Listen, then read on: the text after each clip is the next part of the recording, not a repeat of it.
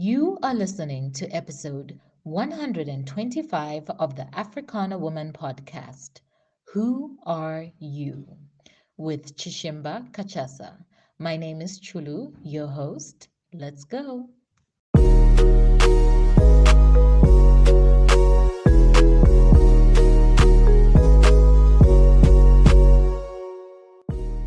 I'm not coping. Whew.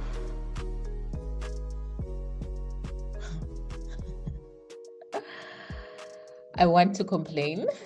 I want to complain about it, but I'm not going to because what you focus on magnifies.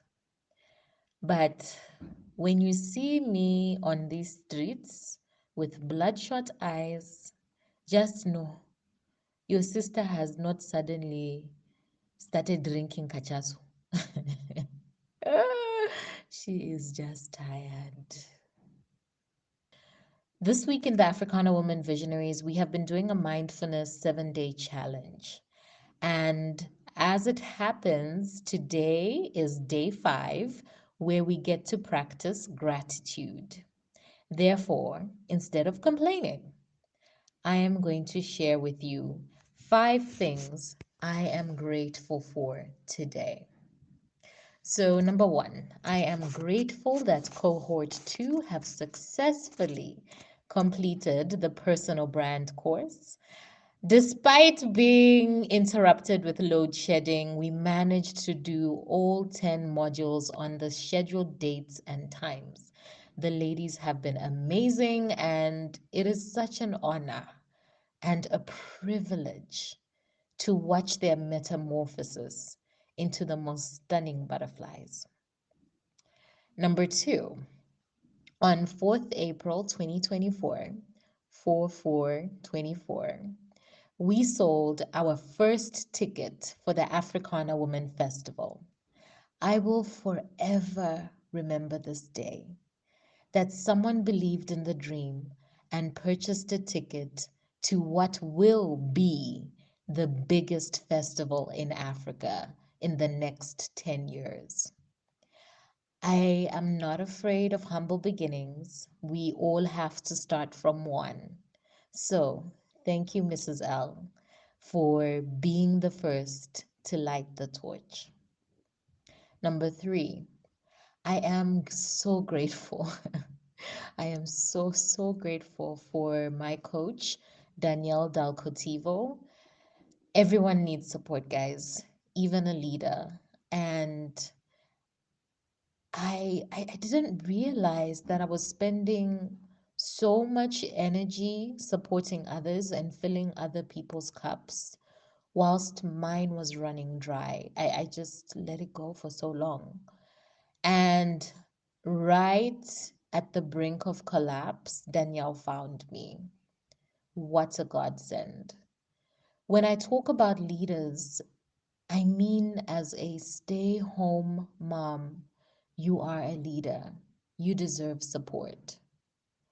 As the breadwinner of your extended family, honey, you deserve support. Leaders are all around us. They do not always hold the title of CEO. So, my prayer is that if that's you, if you are a leader without support, I hope you find yourself a tribe of Danielles. Number 4, I am grateful for my body. Guys, ish, it does the most, okay? It functions automatically without command. Like, I don't have to tell it to breathe, it just breathes by itself. It just knows and keeps all the systems working. My body is tough. It goes through weekly exercises with grace, even though I am convinced my coach has a vendetta against my body. Hmm? But she comes out stronger. My body carries me everywhere that I need to go. My body feeds me. My body protects me. It truly is a masterpiece. Number 5, to be honest, I can write a very long list of things I am grateful for. But since I have to choose just one more, It would have to be music. Music is my first love. At a very young age, I discovered its ability to shift my energy almost instantly. It is the thing that keeps me company the most, and it is the beat of my heart. I don't know, do you write a gratitude list every day or every now and then? If you don't, I highly recommend that you do. Try it. But here's the thing, don't just say the words for lip service or to fill the list. No, no, no, no, no. The power is actually in really feeling that gratitude. Feel it in your heart, in your soul. It's quite a beautiful experience. So I started off by letting you know this week has been wild. It's been wild. Um, and at the same time, extraordinary. I would not trade my life for anything else. So, do you want to win a free ticket to the Africana Women Festival on the 2nd to the 3rd of August? Guess what? You can. All you have to do is find Africana Woman on LinkedIn or Instagram. So find the giveaway post, read the instructions carefully, and then enter. It's that simple. Okay, that's it. That's all you have to do. Just find us on LinkedIn or Instagram. So you are going to get a 2-day red carpet treatment. This could be yours for free. So I'll also drop the link in the show notes as well. Go enter. Entry into the giveaway ends on the 15th of April, and then we're announcing the winner on the 18th. All right. So today on the podcast, our guest is someone I secretly admire from afar. She has a brilliant podcast and is an all round amazing human being. So please enjoy the conversation.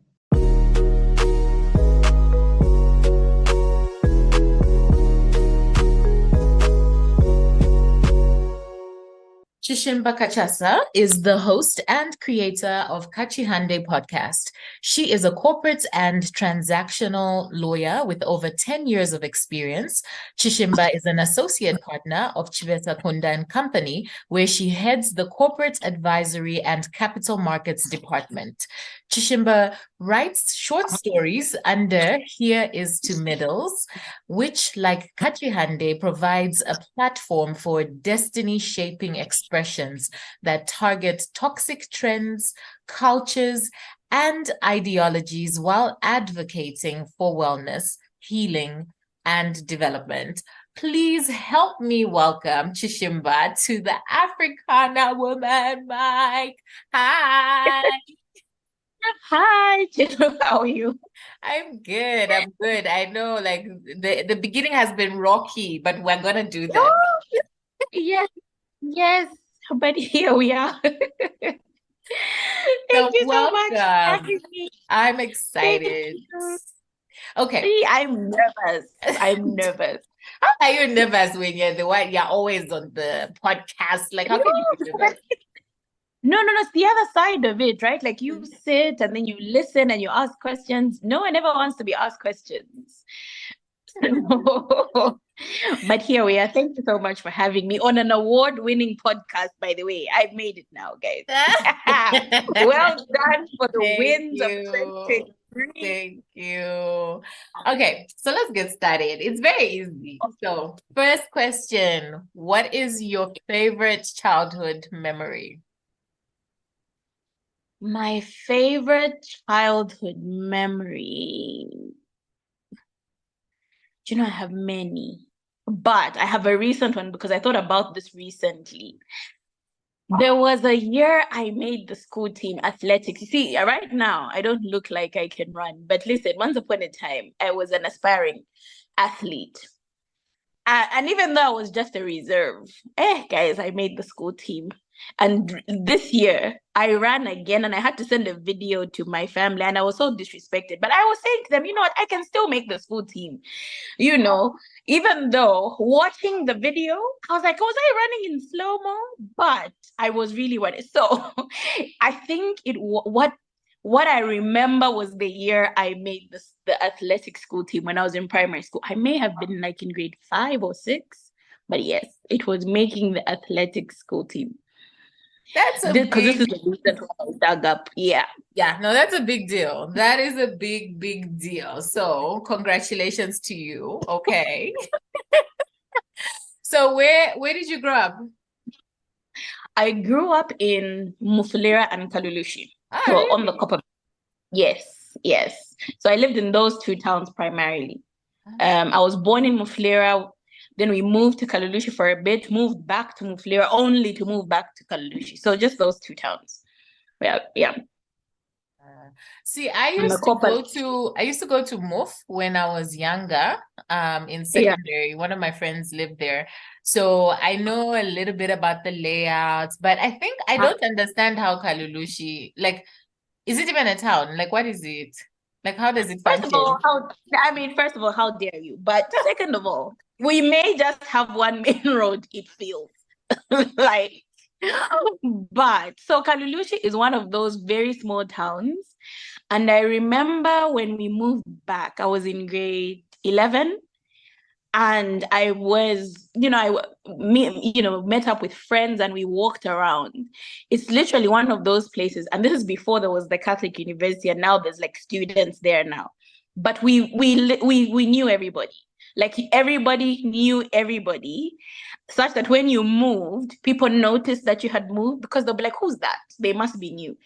But it was one of those very small towns, which, because I like small towns, and for me, even now, it feels like heaven. But I realized that when we say we're going to town, we really mean we're going to Kitwe. It's one of the last towns that probably still has as like a main shop. You know, those shops where you're like pointing, like, give me that one. Yes. So that's Kalulushi, aka heaven. I love But yeah, that.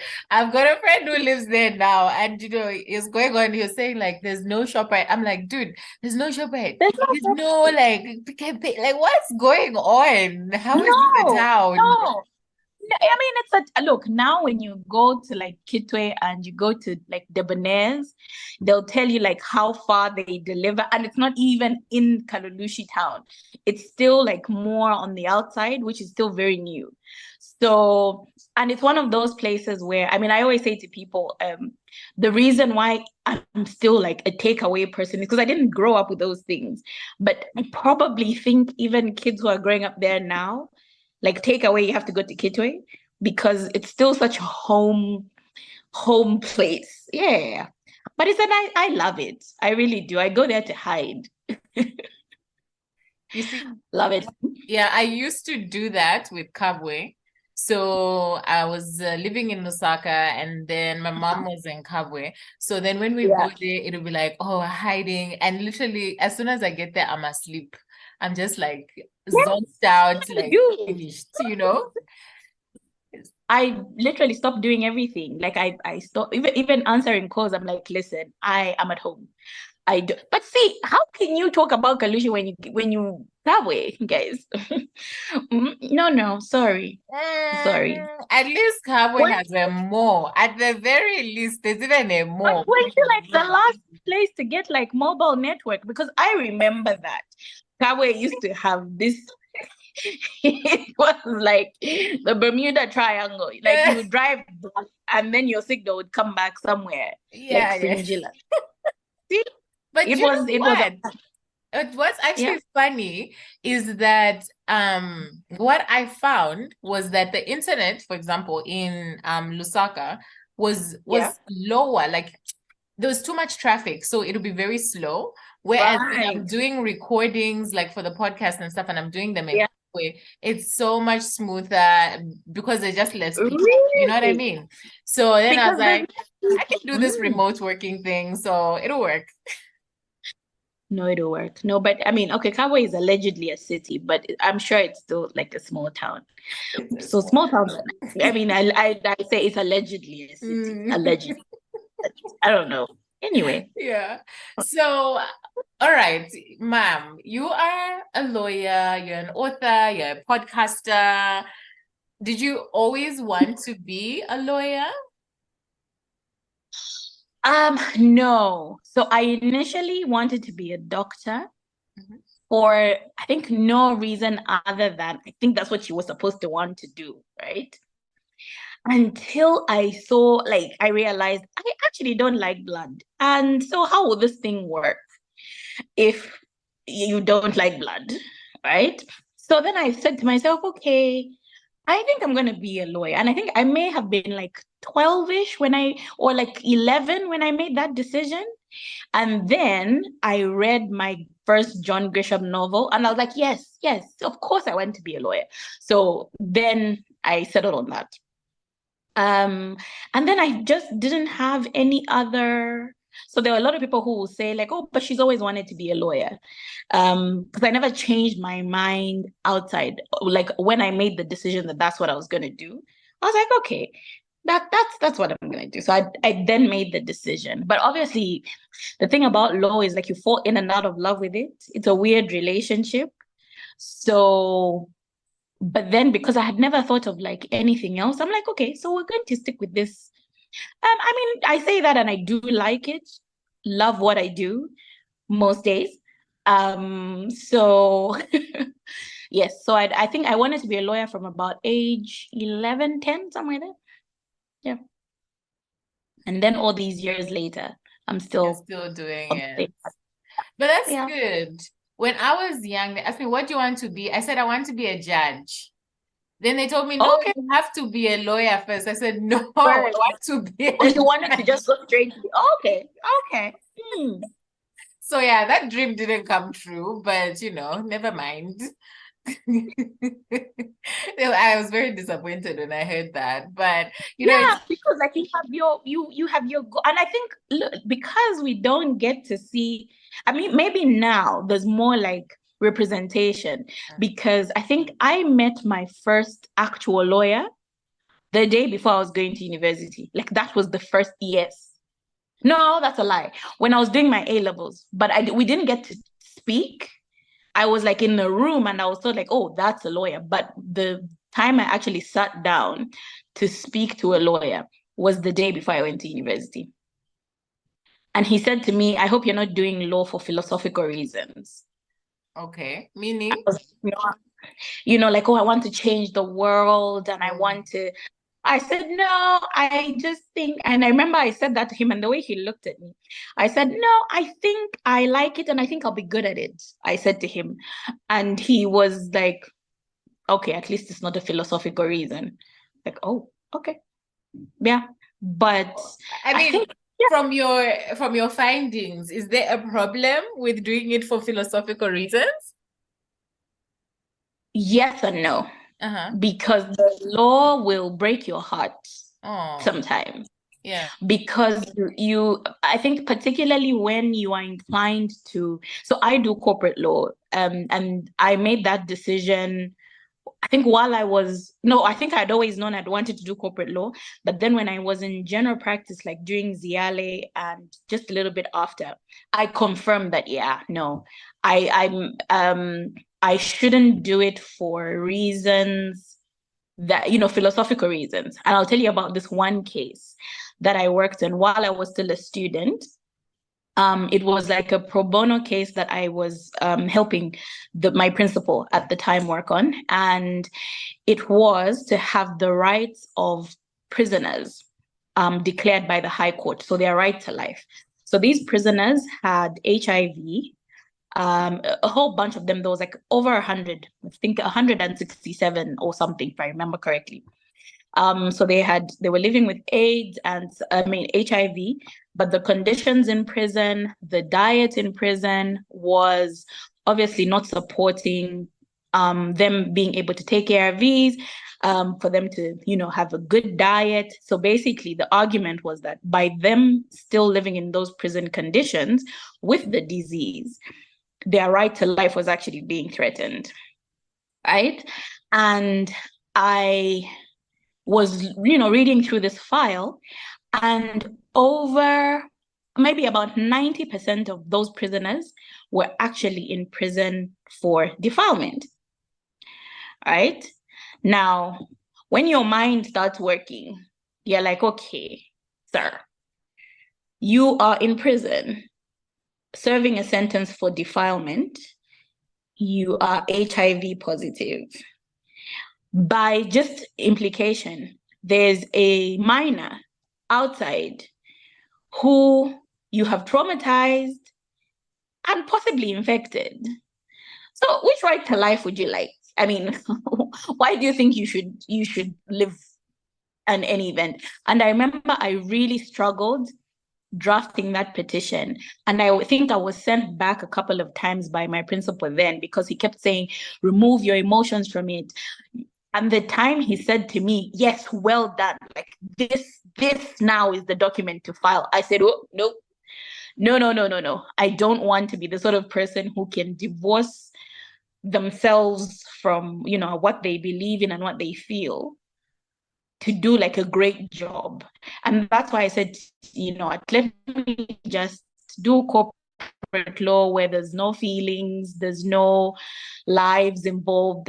I don't have to start worrying about, so yeah, no. So now when you look at just that experience, like if you're in it because you're a human rights lawyer, it's nice when you're talking about human rights and things like that, when they're like, it's a nice thing, right? But when you really think about it, yes, they are prisoners. They're living with a condition. Maybe they should be entitled to a balanced diet. And you can't decide what type of human rights you support while saying, okay, but this one I would not. And so when you read that, yes, even prisoners have a right to life, right? Which you may have to, be the proponent of. It does break your heart sometimes. And I don't know who went to argue that case, but I'm just like, it could not have been me to go and stand before the court and actually argue that petition. Mm-mm. No. So the law can break your heart like that. It can. Intriguing. Yeah. But Yeah. the thing about law for me, I think, was the amount of time it takes to become Yes. a lawyer. I was like, no, this is Yes. like being a doctor. Like you, I was like, blood, not for me, not my portion. Yeah. Law, Yeah. oh my God, it takes that long. And then on top of it, I'm aiming for judge even longer. I said, no, guys, Of this course. one. Of course. Of course. And that's why I think it has to sort of be like a lifelong commitment, because and I think, look, everybody has read about the Ziale stats, everybody has seen, the lists. You have to want it, or else you will, like, your heart will be broken along the way. And look, my take, and this may not be a lot of lawyers' opinion, is that, look, it's a lot to try and put into one about a year. I also feel like, and I have seen that it's not the smartest people who don't pass. Some people, one, may not examine well, the pressure may be too much, or you think a particular way and yet they examine a particular way. And if you don't kind of adjust to all of that, it can be problematic. So no, it's a lifetime commitment. It's supposed to be, look, it's supposed to be done with university within 3 to 4 years. It's supposed to be done with Ziale in about a year. And then you are qualified, but it's never that simple for everyone. Like for some people, yes, they stick to those timelines, but for some people it's longer. And I think that's why you kind of have to really want it and still be determined. And look, we know people who then used to go on the 5-year ban. After the ban, they still came and did it. But now, if I'm not mistaken, and I'm so removed from how the system works, that's how much trauma I had from Ziali. So I think there's no ban now, but look, if you want it, you can get it, but you really must want it. Yeah. So yeah, it can feel like it's too long. Okay. So what do you love about what you do right now? Because you said you love it on most days. So what is it that, still excites you 10 years down the line? What still excites me is, and I was telling this to one of my work colleagues, is I like to first, I mean, it sounds a bit in the clouds, right? But because I do corporate law, it's really someone's dreams, putting it nicely into this legal creation, a company, and then you get to see what this can do. So I think what I love the most is being presented with a problem, reading the law, and even when I find like I've been backed into a corner, finding a way to still legally do what someone needs to do. And I think what I do changes from day to day. Sometimes people think corporate law because I stare at the screen from sunrise to sunset that it's not interesting, but I think it is. I work on interesting things anyway, and I like to see, like because I do capital markets, so like when a prospectus comes out, I like to look at that thing and I'm like, I birthed that thing. I mean, I created that. I helped create that thing. So I think that's what it is, maybe. It doesn't sound as interesting, but truly. But law is not very interesting, if I'm honest. Lawyers will come for me, but guys, we don't always do something that has not been done before. Yeah. So is corporate law only like is corporate law inclusive of small businesses, SMEs? Yes. In what Yes. way?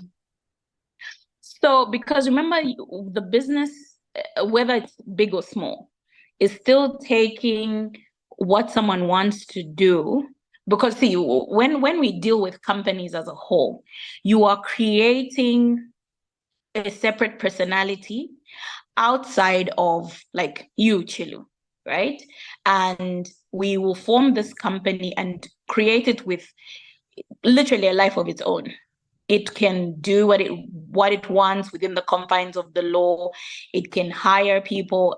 It can do a lot of these things. But businesses don't just start, from inception. They are not huge, right?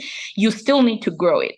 And actually, part of what I do is to help businesses grow. So whether it's accessing financing, whether it is, partnering with other people to do something. So it does include small businesses.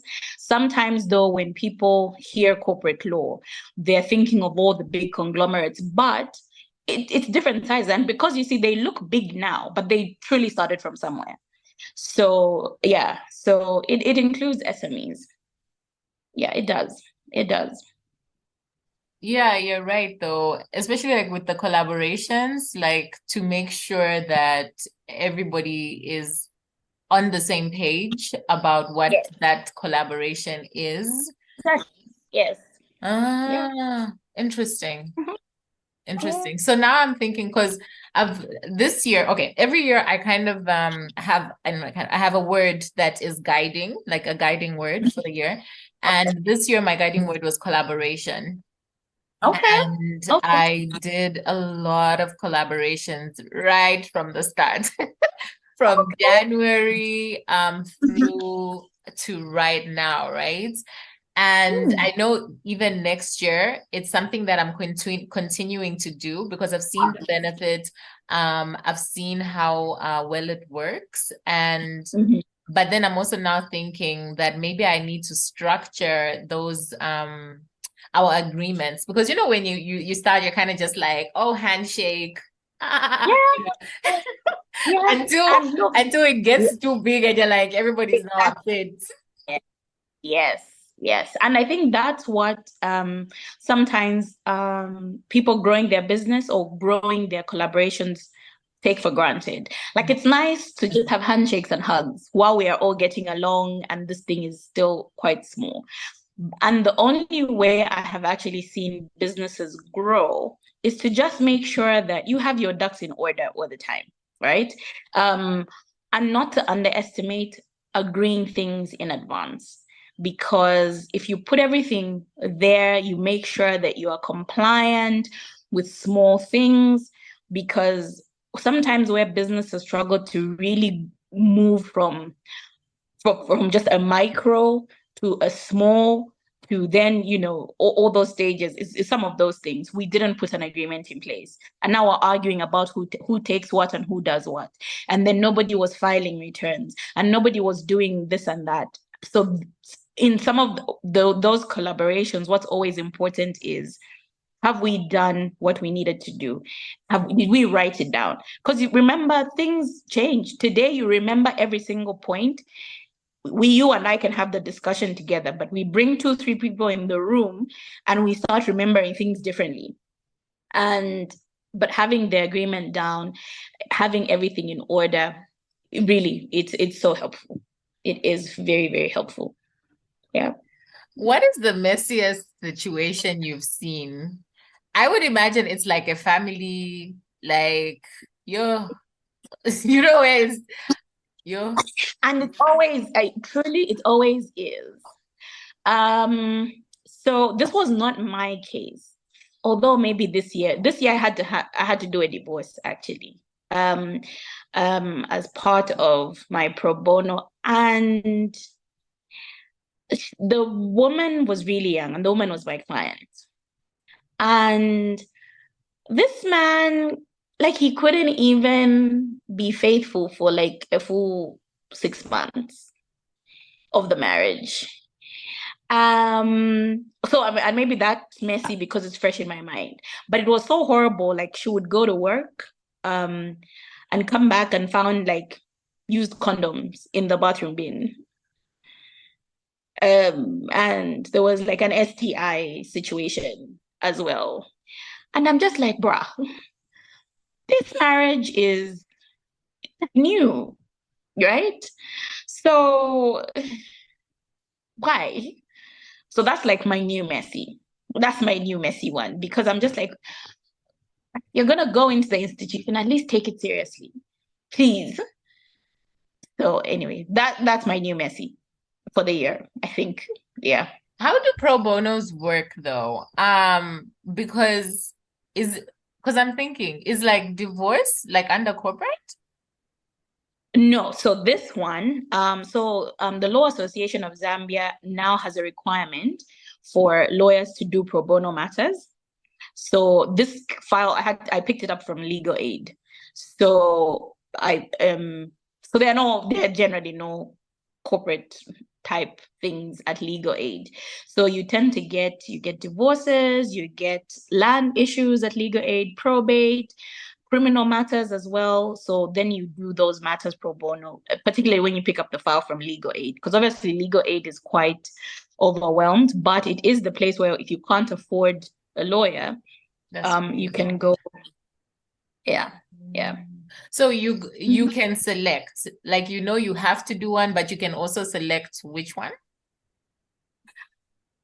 Yes and no. Okay. No, because you pick from what they have, Okay. right? Yeah.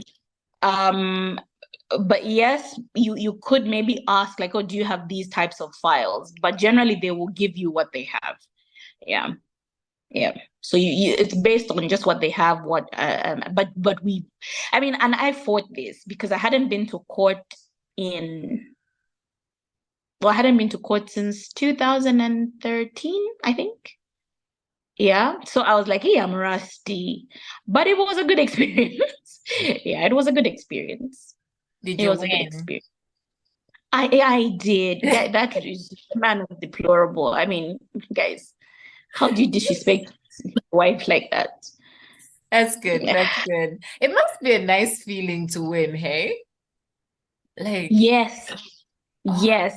And it's It is, I mean, I get the rush that comes from it. And so because I don't go to trial, right? For me, it's like a transaction closing. That's the rush. Or it's me, closing a file. That's the rush. And I actually realized that, guys, winning feels good. I mean, an addiction is actually not even that difficult, because once you get addicted to that dopamine rush, you're going to keep chasing it. And maybe that's why people think, oh, lawyers are aggressive. No. We're just chasing the dopamine high. So, yeah. No, I can see that. I can totally see that. Because, you get into situations where you normally think you're not, okay, me personally, I normally think I'm not aggressive, competitive rather. And then you just put me in a thing where you say that there's a winner, like there's going to be a winner and a loser. I will not be the latter. Even the calmest, meekest, guys, we can't help it. Winning feels good. It does. It does. It really does. So, lady, now tell me about Kachihande. Why did you start it? Okay, so the stories came before the podcast. So the podcast really, it was kind of actually just pitched to me, right? So I had been writing these stories, grew a little bit of a following on Facebook, and then I was approached to say, why don't you try a podcast? And I was like, guys, I don't even like how my voice sounds. I can't. And I think, the funny thing about how Kachihande started, it's literally someone like pulling something out of you, which like you didn't know was, which can be such a good thing and such a bad thing. So when they convinced me to do it, I was like, okay, what am I gonna do? So I had to go back to my stories and be like, okay, what am I trying to do with my stories? Like, why do I actually write in the first place? And I had just completed a leadership class at church, and which has like leadership and critical thinking, which had forced me to like ask myself, like, who am I? Titles, job, and whatever stripped off. Who am I actually? And so when when the podcast was pitched, I had to now like think, okay, based on who I am and what I think I'm on earth for, how can I do this? And I thought that I had wanted to do something that could be relatable, in the sense that I wanted to talk to like real people. And not that people who are doing like big things and great things are not real people. But I just think that like we walk among just heroes on a daily basis that we don't appreciate. And so sometimes saying to someone, like, come and tell your story, can boost them, but then can also give a boost to someone who is like, oh, okay, I'm exactly like her or like him. So it kind of makes sense that I can also get through this, so I can learn so much about, getting to the other side of this, or just about life itself, by listening to such a person. So that's kind of how Kachihande started. And it's been one of those journeys which has it's just been rolling on its own. And there I'm like a kid chasing a tire, having the time of my life, but also worried because sometimes we're going down a hill and sometimes we're going up a hill. Sometimes the tire will fall on its side and you have to pick it up. But it's been an interesting year with Kachihande. So that's how Kachihande came. Accidentally, perfectly, I think. That's kind of how it came. I love that. In Africana Women, we've got lots of programs. And we do a lot of asking that question, like, who are you, right? And people like have like total meltdowns and just like, I don't know who I am. Oh my God. Truly. I used to answer the question like based on like who I am to other people or what I do. And I remember my pastor would say, Nope, not that. Even when you're like, I am a child of God, we are all children of God. Who are you? I'm a daughter outside of that. I'm a loving sis outside of all. Like if we strip everything down, what actually remains? And it is the most difficult question to answer, but it's such an important question to answer because I've actually realized that in those days where you just like feel like nothing, you have to come back and ask yourself, like, who actually am I? And then you also see that actually sometimes that question changes because when I first answered the question, there was no podcast involved there. There was nothing on the podcast. But now I'm like, wait a minute. But I kind of also still see it. I'm like, oh, okay. I'd like to provide platforms for people to just tell a story. Because I think, guys, I miss telling stories. Yeah. So that's how Kachihande came. So tell me about the story writing then. Because as Okay. somebody who doesn't, or maybe it makes sense, where I mean, we've had this conversation where you're like, I don't like to have my picture and my face, and you don't have a lot, but like it's easier to have your words out there. So just tell me about that journey. So, the journey really with stories, I think, started back like as late as 1997. Yeah. Yes, 1997. So I've always, like, in my homework, I was always writing these elaborate stories. And then when I was in grade 6, I wrote the story about my worst enemy. And my mom, who used to check English homework, clearly thought it was a good story. So she said to me, when your teacher marks the book, like, bring it back. My mother used to teach English and religious education in secondary school in the earlier part of her career. So she took and I got a good mark out of it, actually, except I didn't draw a nice picture because I can't draw. So she took my story and she read it to grade 11s at the school that she was teaching.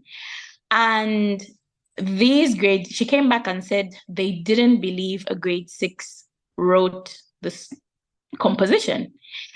And just that, I was like, can I write stories? I think I can. I think I can. And then from that right through to secondary school, I kept writing these stories. I was in several failed attempts to have like school magazines. And I think what I always found frustrating about the school magazines thing is they always wanted me to like wrap my stories up in like a nice little ending. I hated that. So then fast forward till like 2016, 2017, I'm having growing pains in my career. And I was just feeling like, guys, am I just a lawyer? Like, for real? What the hell? This thing. And also because, see, when you work for someone, you kind of always feel like you're doing it for them as opposed to for you. So then I started looking for like something that's just mine. Then I needed to break up with someone.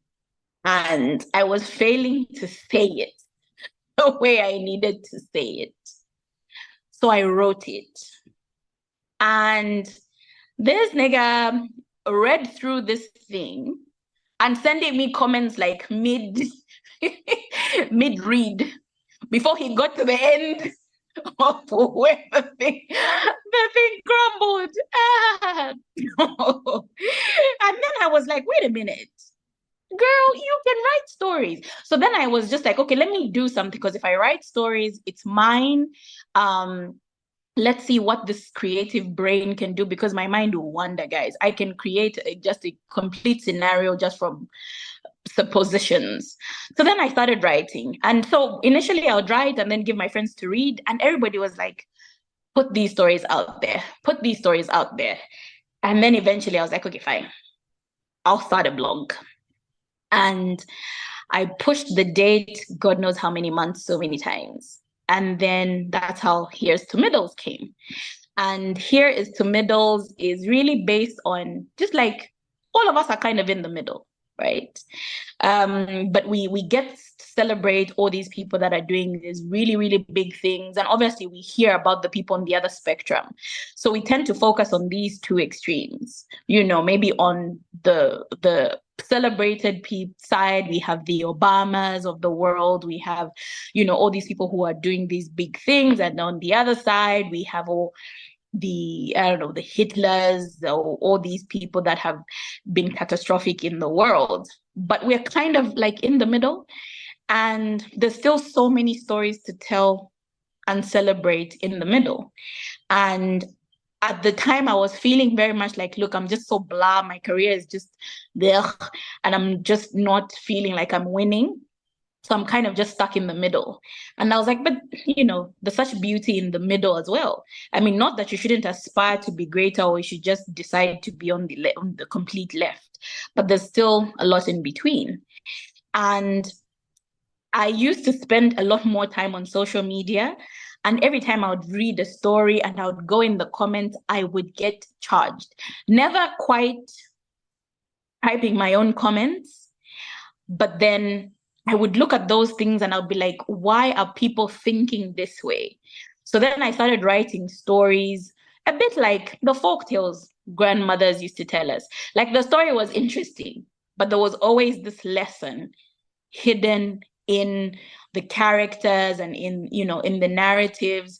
And I was like, okay, let's give it a go. And the go was going. And that's how the stories kind of started. Yeah. Have you published? Not yet. Mhm. I still, because I'm a little bit old school, I still feel like I will not be satisfied until I can see it in print, like I can touch it with my hands. So I'm still editing. I've been editing for a full year. But I had an editor look at it. Feedback is good, but you always need to give yourself like a moment because sometimes you read it and you'll be like, how dare you? But what I liked about this editor is, unlike other editors I had encountered, she didn't want me to change my stories. She just said, what she said to me is, build on it, because you're actually just scratching the surface with what you can do. And I felt like that's one thing that I think I had missed. So yeah, that's kind of how it was. Oh, so when can we expect to see the hard copy? Like, Yeah, this has been such a movie. You know what? So, and this is the struggle that I have. In wanting to keep my voice, I worry about being published by somebody else. But then you also see that to an extent, you know, when you self-publish, people are a bit, you know, they look at your work a little bit like, oh, well, you know, you self-published. So once I decide which of those two is more important, but I'm hoping that because this has been long overdue, surely by this time next year, it should be in print, guys.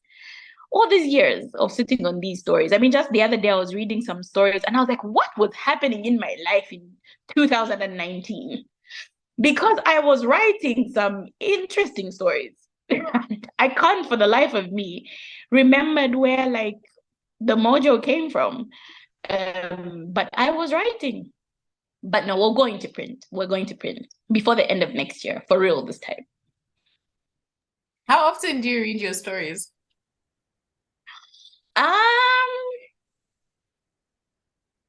Not as often as I would like to. But I know I read one at least once every 2 weeks, because I'm supposed to be writing one once every 2 weeks. So I at least read one once every 2 weeks. But I've been reading the more recent work because I've been feeling like I'm not quite also because you've heard feedback, right? And now I'm trying to like sharpen the skill a little bit more, but I've actually seen that the raw tends to sort of read better when I'm just focusing on writing the story as opposed to like focusing on writing. I don't know if that makes sense. I think when I'm more skill focused, I don't like my stories, but when I'm just writing, I tend to enjoy them more. Yeah. Do you listen to your podcast? I listen to it when everybody else listens to it first.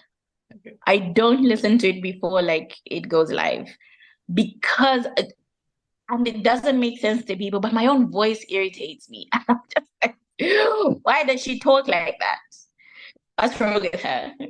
No, it helps not to. But I do listen. I haven't listened to any of them more than once, strangely enough. So I normally will have no, that's a lie. So because I normally it will normally drop at midnight.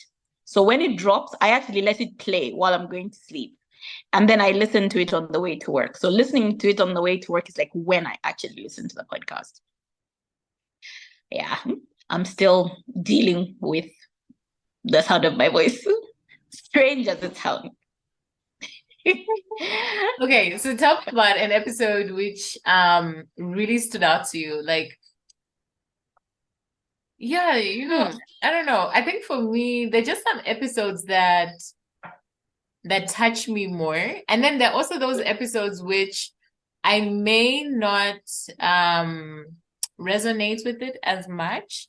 But I was telling my team that even if I don't resonate with it, sometimes I still put it out because there's still somebody out there who will be like, oh my gosh, like that was amazing. Same thing with the blog, the Africana Woman blog. There's some things where you'll be like, okay, this one is like this. And then you put it out and people are like, oh my God, so needed. And you're like, yeah. Yes. And you can't tell, what did you need? What did you need? But so I did, and I think sometimes it's like when I go back and think about like when someone comes back to you and says, oh my goodness, that podcast. But I think my favorite at the moment is still one called Baby Girl, because a young lady came to talk about the complicated relationship with her dad. And I think of the guests I've had, she like bore it all. Right? We didn't use her real name. Obviously, I would still like her and her dad have a good relationship. But she was very honest. And in the episode, I felt like I could see like the struggle that the little girl in her is still having, where you feel like, why do you do this to me? But I love you so much. And I still just want to make you proud.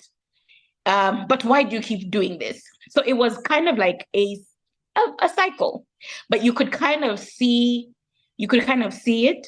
And I think it was one of those episodes I wasn't sure how it would be received, because obviously culturally, we tend not to be able to call out our parents for their behavior. But I think what shocked me is the women, like the grown women in their 40s and 50s, who said, yep, that's me. Like, that is exactly me. I have been, hurt by my father.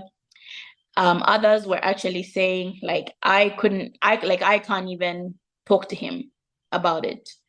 But that one, I was like, okay. To be fair, actually, there's two others. I think I have like three favorites, actually. There's also one called Survivor, where a man came to talk about his molestation from his childhood. And men never talk about that. But he came as well, told his story openly, and didn't he didn't hold back either. Talk about the effect of the abuse on a man, the things that he has struggled with post that. And yeah. And then another one was talking about fertility and a woman's journey to motherhood. Again, it's those things that like we don't talk about them. We really should. And sometimes when we talk about them, it's always from the perspective of like, up to now, like, what are you waiting for? Or when are you going to have a child? When there could be so much that someone is dealing with in the background. Because even that one, some of the feedback I received was like, one woman finally was like, maybe let me go and get checked. Another was able to tell just like her mother what her fertility journey was looking like, but all this time she had like been suffering with it in silence. So I think those three, it was supposed to be one, but those three are possibly yeah. Interesting, because I think one of the ones, actually two, I guess, one of the ones which when people ask me like, okay, which one is like a memorable one for you, is also the fertility one. So interesting. How do you find your guests? So for some of the first few episodes, I just literally went in my own phone book and I'm like, people that I know, what stories do you have? Let's come and talk about them. And then some have found me, actually. Some, it's people actually saying, I want to come and talk about this. Or, yeah, I think I'm ready to talk about it. And I think for some, it's reaching the point. Sorry, my dogs have joined the podcast. I apologize. For some, I do think they've found me, but I think we're getting to the point where I think people are realizing that conversations need to be had. And maybe when they were going through it, they didn't have someone to talk to about it. And they are just no longer satisfied with not providing someone with like a listening ear. And which is what was interesting with the fertility story, because she said to me, if anyone actually wants to talk, give them my number. And the funny thing is, like with some stories finding me, is that there's some episodes which I was ready to record, and then the day of, like the person was just not in a space where they could talk about it, because obviously for some they're still living it, or now all of a sudden you're like, I'm actually going to say this out loud, and so that can be the struggle. So yeah, so some I have approached, some it was really like the day of recording a guest doesn't show up, like the one I did, there's one called Girl Dad, which has my brother. I literally called him and said, look, a guest can't come. Are you able to just swing by? And he's like, what? I'm like, just come. Let's just come and talk. He's like, what are we going to talk about? I'm like, we'll figure it out. Just come through. So yeah, my friends have been really nice in that way. But yeah. Bless your friends. I love that. I mean, that's how I started really, because I was just like, okay, who can I talk to? Hey guys, let's do this thing. You need to help me out. That's what a village works. Yeah. Having a village works. Yeah. It's so true. Okay, so as we are winding down, in the Africana women community, we've got a saying which is know your roots, grow your purpose. So I've got 4 questions for you, and just tell me whatever comes to mind. So the first question is, what are you rooted to? God, it sounds like it's a copped answer. But yes, my relationship with God is possibly the strongest root that I have. And I think that just sort of affects everything else. I think it's in God I have found my purpose. It's in God that I have found my strength, my shield, my sanity, yeah, because of just how my relationship with God has been. It's like I said, I think it's where I found my purpose. It's where I found my strength, my shield, but also I think my safe space. And I believe in safe spaces. Because safe spaces allow you to come as you are, but not to leave as you came, right? Because once, like, a lot of us struggle with having a place where you can just go and say what you need to say, be how you need to be without feeling judged, right? And because for me, my revelation of God was from the perspective of him being a friend that sticks closer to a brother. I think that having that kind of relationship has been really helpful for me in the different stages of my life and my faith. And so that is my strongest root. And I think my family, because I think the values, they are generally the first people that share my stuff. Sometimes I'm like, have you even listened to this thing that you're sharing? But they have been those people who, again, whether I like it or not, it's a place I can go and hide. It's a place where I can go and, like, I will be reminded of, like, who am I? And what can I do? Because I think they had to be the ones who listened to all the little dreams and aspirations in the first place. And sometimes when you feel like you're going off course, I have been privileged to have parents and brothers who will be like, oh, but you said that you wanted to. And then you're like, okay, let me get back on track. So I think that's where I'm rooted, in God and in my family. Yeah. Yeah, I was laughing when you were saying that your revelation of God is one as a friend, right? Because there's some people who, like, get offended the way I talk to God. Like, he's not your friend. And I'm like, but he is. But I mean, it says he's a friend that sticks closer than a brother. And for me, even it's like, how? I'll get in the car and I'll be like, yo, Lord, did you see that mess?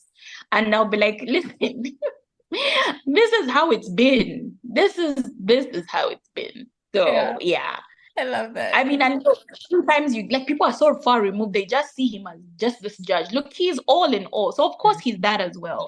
But you see, to walk with God, I feel like you need to experience, because he's just not one thing. He's so many things. And to just limit him to that, I feel like is cutting yourself short. But he's a friend who sticks closer than a brother, Shane. Yeah.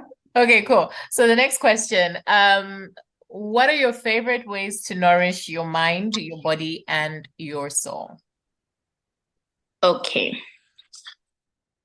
To nourish my mind. So I like to isolate a lot. And today I found the scripture that validates me hiding. I'm so pleased with it, because now I can just say, you see, I'm just like Jesus. I sometimes need to step away.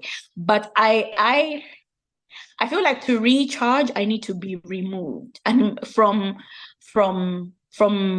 just everything. So before people started talking about self-care, I was like, I think I already do that. Where I need to step away to clear my mind. And again, it's these conversations with this friend who sticks closer than a brother, where I can just stop. And because I feel like sometimes I pulled in so many directions, to be able to step away and just stop and just be like, okay, breathe. That's possibly where it works.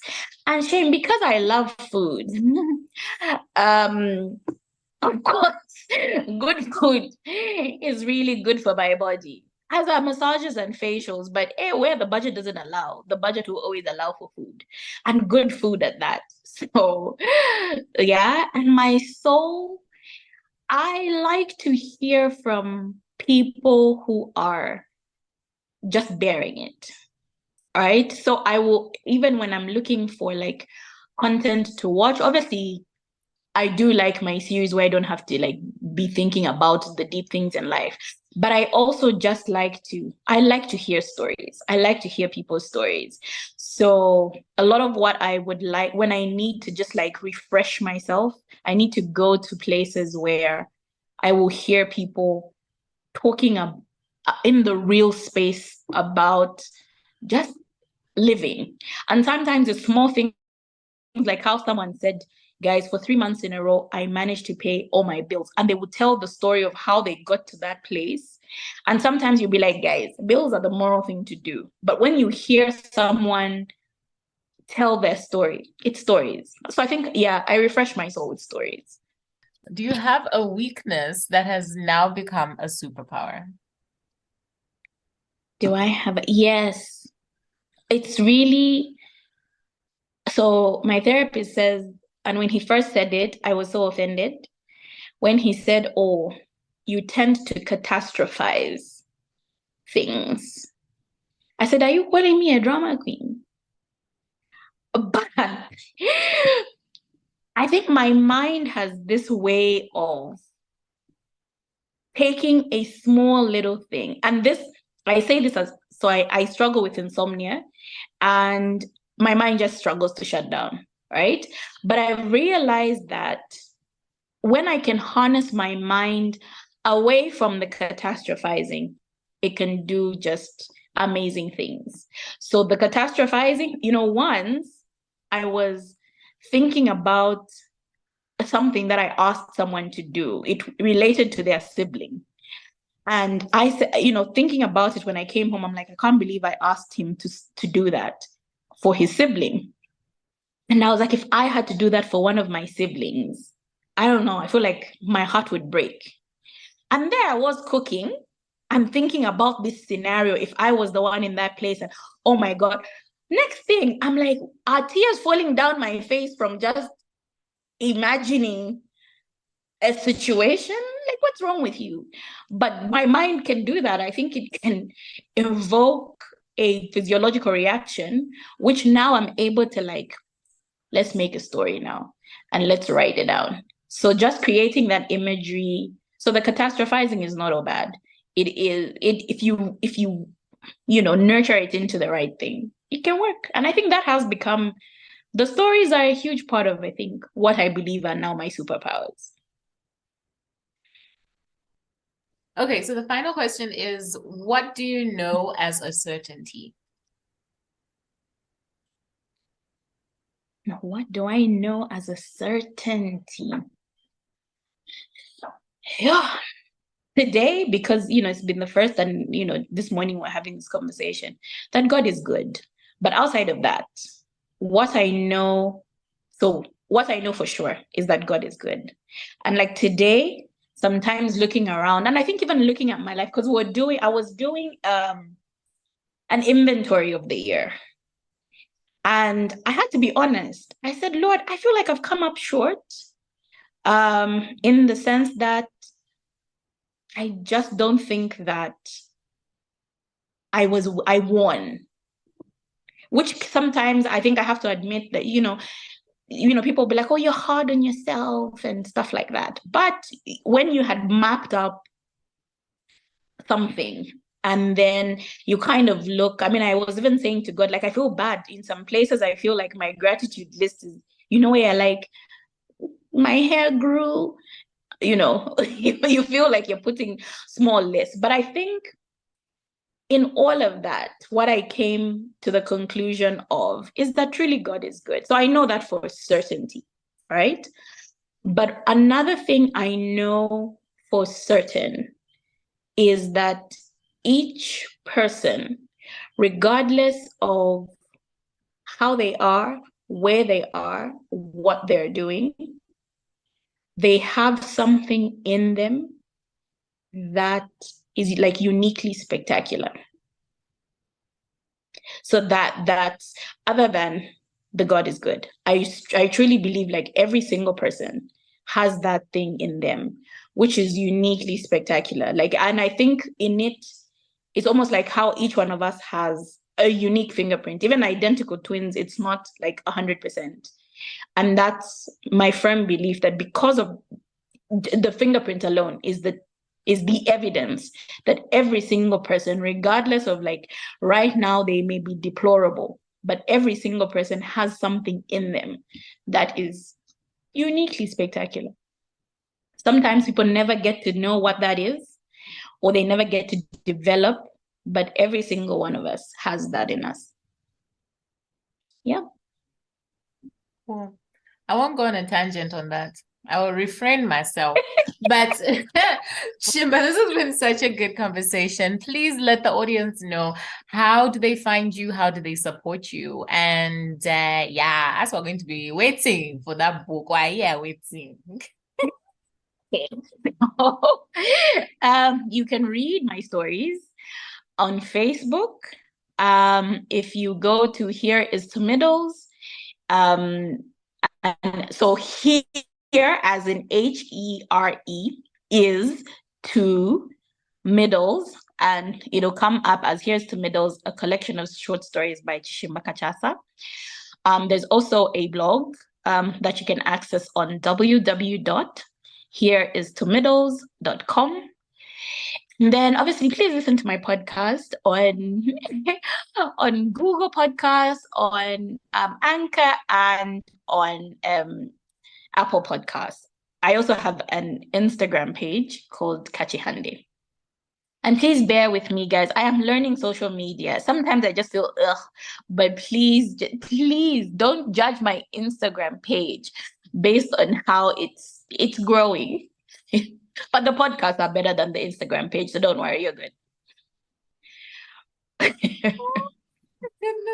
All right. Thank you. Thank you. Thank you so much for your time. Thank you so much for your wisdom. I have enjoyed this conversation. And yeah, it's been good. No, thank you so much for having me. It's a privilege to, because and sometimes people say that and you're like, nah, it's a script, guys. To be on an award-winning podcast, whether it's like to be asked questions like what did you have for, it's a big deal. When we were at the APVA awards, I was like, Lord, what am I doing here? I feel so unqualified. There are people who've been doing this for a long time and their stuff is good. You know, when I went to listen to your podcast, I said, hey, my dear, you're playing games. There's people doing this thing seriously. Pull up your socks. So no, but well done. You're doing such amazing things. I can't wait to be like you when I grow up in my podcast. Ah man, that day was so much fun though. And I was just like, oh, you know, when they were like announcing that category, I was like, I know, because I was rooting for you. Oh my gosh. But yeah. Coming to that, I was telling my friends, I'm like, bruh, people don't know that the nomination for me is the award because this is year one. I'm not expecting anything. It's the nomination. And then as they announced their category, I was like, wait, could it? No, okay, no, you knew. Because I had to have like manage your expectations. Right. Yeah. Because the big deal for me was actually, I'm like, guys, people are listening to this thing. Ooh. How are they doing that? So yeah. I well mean, done. But you know how I heard about your podcast was through a friend in the States. Yeah, so she's like, oh, there's this podcast that's called Kachihande, like it's really cool. So yeah, so I mean, I've been following you, so I think your work is amazing, and I'm rooting for you all the way.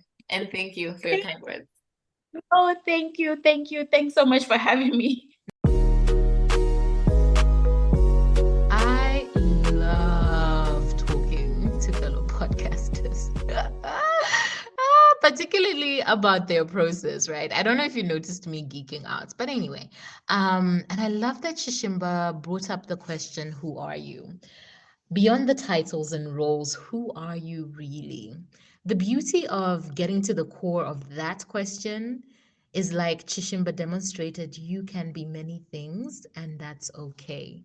I think it's so unfortunate when people believe that they have to stay boxed into a job or a career or definition just because that's what they went to school for when they were teenagers. Sis, that was 30 years ago. You are allowed to evolve. Set yourself free. Well, If you really want to get to the bottom of that question, who are you? Make sure you attend any Africana Woman retreat, event, or course. We will help you, my sister. We will help you find your unique answer. So please give Chishimba her roses. Find her on Instagram at Kachihande. Find Kachihande on your favorite podcast app. Subscribe and listen. It is amazing. Please tell Chishimba you heard her on the Africana Woman podcast and yeah, tell her what you learned, all right?